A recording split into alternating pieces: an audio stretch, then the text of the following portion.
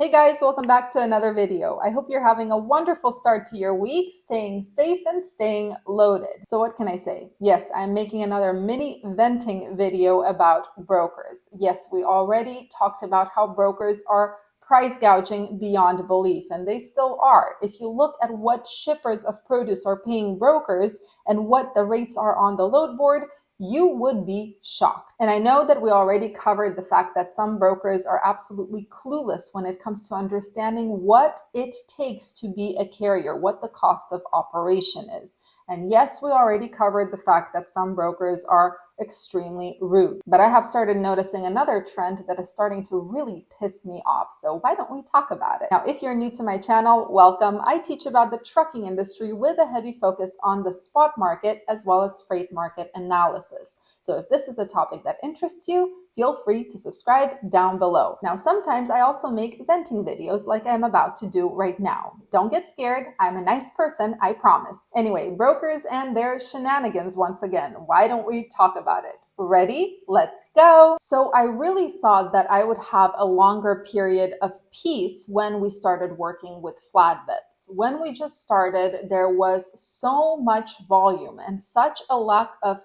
capacity compared to volume that brokers, of course, were so pleasant to work with. But of course, as the market started deteriorating for open deck trailers over the past month or so did broker attitudes. It's funny how the moment these guys and girls realize that they don't have to work as hard to find a truck to cover their existing freight, all professionalism kind of goes out the window. Of course, I'm not talking about all brokers, but a good amount of them. So let me tell you what I have been noticing over the past month and a half. It's a new trend that is boggling my mind. Now, before we get started, I know a lot of you will want to know who these brokers are. Now, there is a good reason I am not going to publicly share the names of these brokers. I'm going to be giving detailed accounts of what happened with these brokers, and please understand that YouTube is something I absolutely love to do, but this is a hobby. My job is my two trucking companies. I will not be putting my two companies, my business partners, and my employees at risk by disclosing who these brokers are, which can cost all of us, my employees,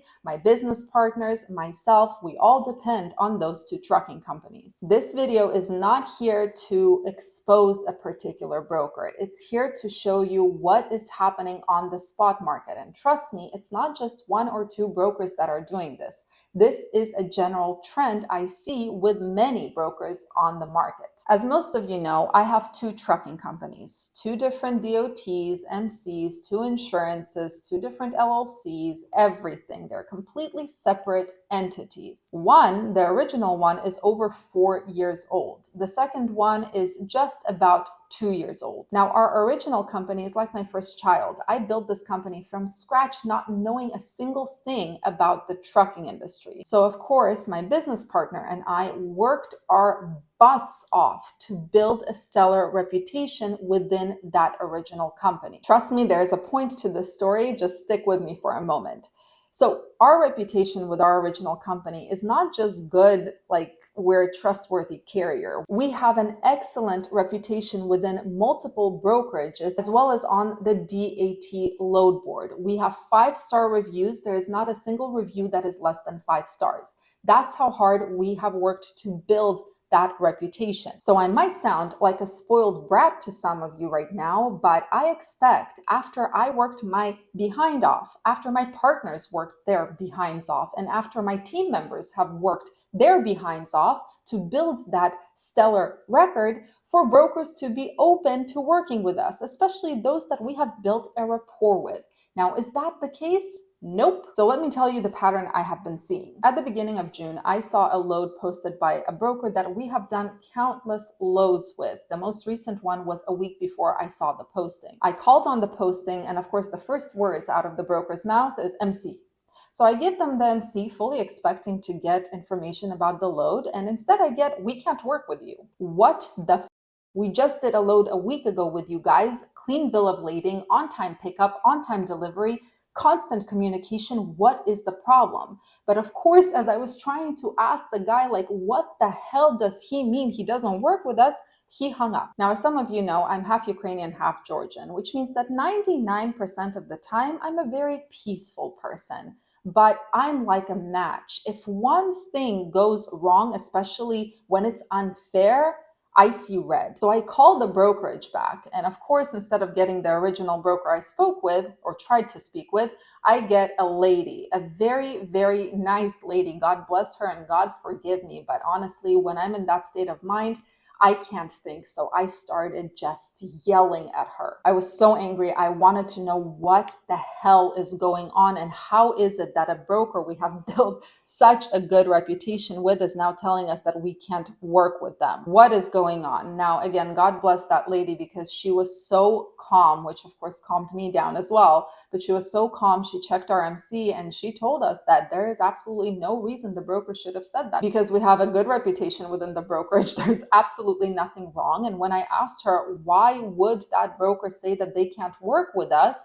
She had no idea. Now, yes, I did apologize to the lady because she kept her composure, even though I lost mine. I was the one unprofessional and she was the sweetest thing. But the point is, this is ridiculous. I thought that, okay, this is a one-time occurrence. This is probably some kind of mistake. Maybe something happened within their system, but nope, this was not a one-time occurrence. And let me tell you another story. We were booking another load for our baby company, the one that is a little bit less than 2 years old. And we were trying to book a load with a broker that we have never worked with before. Now, it was not me booking the load, it was my coworker, but she had it on loudspeaker, so I heard the whole conversation.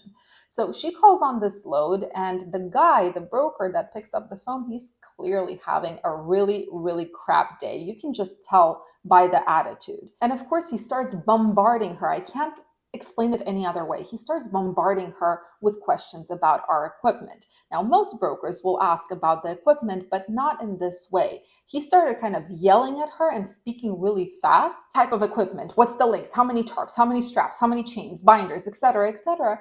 And she was keeping her composure. She was answering all of his questions, but clearly not fast enough because his attitude started deteriorating. So he barked at her for the MC number. She gives the MC number and he just says, I'm not going to work with you, and hangs up the phone. Okay, since this was a new broker for us, I decided to give them the benefit of the doubt, and I was convinced that, okay, they have to have a reason why they don't want to work with us. I try to see the best in people. I try to give them, again, the benefit of the doubt. And I thought, okay, maybe this is a shipper that requests a carrier who has worked with the brokerage multiple times. Now, thankfully, my coworker, she is even more stubborn than me. She called the brokerage back 10 minutes later, got another guy on the phone, was asking him about the same load. Now, the other guy, I mean, he wasn't friendly, but he was professional. She asked him about that same load. He gave us all the details, checked our MC, and also ended up giving us $400 over the posted rate on the load board. Yeah, we booked this load. Crazy, right? All right, another story for you guys. And this is, again, a similar situation. The only difference is this was not on the phone. This was all via email, and I have the receipts. So I'm going to be showing you the emails, of course, with all the personal information blanked out or redacted, because again, my primary job is my two companies and I'm not going to risk it, but you'll see what is going on. So I'm looking at this email as well. You can see in the beginning, I asked, morning, I saw this load posted. Are you able to do 1400? We have a 53-foot flat in Tulsa, Oklahoma. This was a load from Oklahoma City to Pacific, Missouri, as you can see in the subject line. So you can see that this lady replies, unfortunately, we're unable to work with you at this time. So I ask reason, and she tells me to reach out to the carrier compliance or carrier relations team. No problem. So I reach out to them. Here's the email. And I said, I wanted to check on the reason we're not able to work together. I was told by one of the brokers that we cannot get set up at this time. Thanks. So the carrier compliance, as you can see, they reply, I don't see a profile for you in our system. Based on what I see via our monitoring sites, there shouldn't be any issues getting you onboarded. And then they send the attached link on how to get set up. I got set up just for some giggles. And I sent this email. I forwarded it to the broker. It says, please see below. So what does she reply? Let me show you.